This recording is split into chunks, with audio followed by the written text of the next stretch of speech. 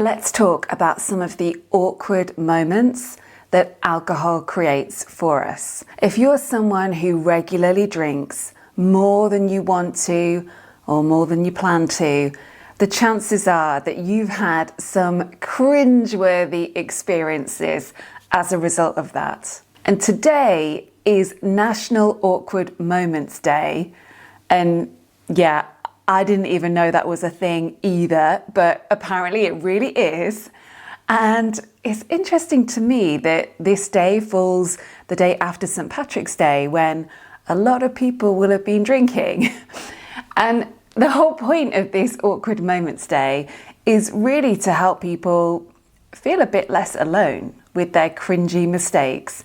And that is certainly something that I want to do in this video today. Because if you're watching this, I know there's a very high chance that you are a secret drinker. Perhaps you're hiding some, if not all, of your drinking. And because of that, you might feel very alone in the experiences that you've had. And maybe the terms cringeworthy or awkward feel a little bit too light and fluffy compared to where you're at right now. And I get that. I'm not making light of this. And at the same time, I also do know that when you finally quit drinking, you will be able to step back and see things slightly differently and have a bit more compassion for yourself. A few days ago, I reached out to my community, to some of the women who I've coached through my Stop Drinking course, who are now in long-term sobriety, got a lot of distance between them and their last drink. And I asked them if they had an alcohol-related cringy story that they could share publicly to release and then let go of. So, let me share what they sent in. Christina says, I got asked to leave my little brother's wedding. I was a drunken mess before dinner had even ended and then fell over on the dance floor. Both our parents have passed away, so I was the only parental figure my baby brother had at his wedding.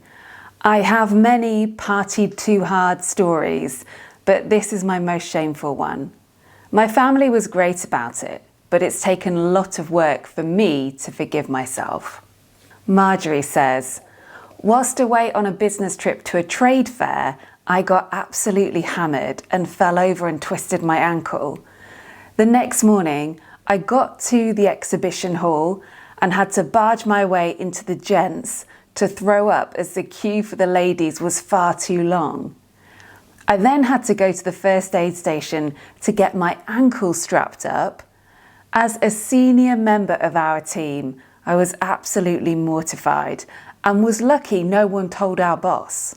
Sue says, I was working in the garden when my husband returned home with his parents who were visiting us. I asked him if he could get the bin, meaning the big green wheelie bin for the garden waste, but he went and got the glass recycling bin instead. I said, you've got the wrong one. And he replied, no, I've got the right one. You are going to need this for the wine bottles you've hidden in the bushes first. I wish the ground would have swallowed me up as his parents were listening too. Trudy says, on New Year's Eve, we stayed in and ordered a takeaway curry. I'd had several bottles of Prosecco and have a vague memory of my plate slipping off my tray and onto the carpet and me trying to pick it all up whilst my partner, who'd had far less to drink, watched on in disbelief. I woke up in the morning still in my clothes from the night before. My sofa and my new sparkly jumper were covered in curry. I was mortified. I've not had a curry or a drink since. Elsie says, when I first met my partner, his parents invited me over for a meal at their house. I was delighted to be asked and bought a new outfit and got my hair done as I wanted to make a good impression. Unfortunately, I got so drunk I fell off my chair and had to be carried to their spare room to sleep it off. I still cringe when I think about it. Thankfully, They're lovely and forgave me. Natalie says, a few years ago, a friend and I went to London to see a show. We got absolutely hammered. Afterwards, we went to a restaurant, and as I sat down at the table, I completely misjudged where the chair was, fell over, and landed face down in the lap of the lady on the next table. I was so mortified, we had to leave there and then. I still cringe when I think about it. Jane says, a few months before I took your course, I went to a school fundraising event where there was karaoke, and I drank to blackout. I woke up the next morning in the spare room with flashback scenes running in my head. Flash, standing with the microphone in my hand and seeing a parent's horrified face. Flash, shouting at my husband outside the school hall. Flash, stumbling up the hill to home. The strongest memory is the intense feeling of dread as I strained to remember more of the evening, praying I got it all wrong and everything was okay. It wasn't. And Marie says, I came back home drunk in a cab and paid with my credit card. After entering the PIN, I realised too late that the machine was asking for a tip, not the PIN, and I'd left a big amount for the driver. I asked him to cancel the transaction, but he said he couldn't. I'd have to claim it from my bank. I decided that I wouldn't move from the cab until he gave me back my money. I laid down on the back seat waiting. He called the police.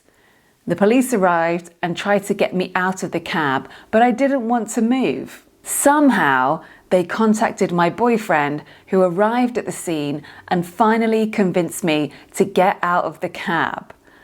I never got my money back in the end, but my boyfriend and I have now been married for 15 years.